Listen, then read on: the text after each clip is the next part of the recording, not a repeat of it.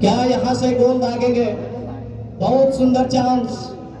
और बॉक्स को बाहर जो तो खिलाड़ी रेफरी कूदे को नियम लिखा थे जब पेनाल्टी शॉट या नौबत जुगड़ा डायरेक्ट पेनाल्टी रहे वह डायरेक्ट बॉल रे दो जो तो खिलाड़ी ओका दो अर्ध ओका दो ओना चाप बना ओना कोई हो बाहर को हुआ खिलाड़ी और ओना शॉट लगे कोई ना खिलाड़ी उन्हीं आता है ना और शॉट लगे टीम रन कैप्टन लुकास हेम्ब्राउन ये लोग लुकास से गोल दा सुबान और गोलकीपर सिंटू को कोई बच्चा वाला करा सुबान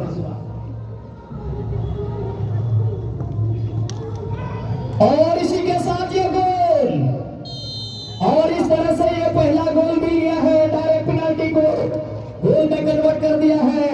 एफसी जियो 4G क्लब बजरंगी टीम ने एक गोल की बढ़त ले लिया है सेकंड हाफ में। तो राजेंद्र यहाँ पर खेल के 12वें मिनट में मैच में बढ़त मिल गया है और इस तरह से बजरंगी के टीम के खिलाड़ी एक गोल से और ज्यादा कुछ बढ़त बनाते हैं या फिर मैच में वापसी करते हैं बहुत गुड और चौकी टीम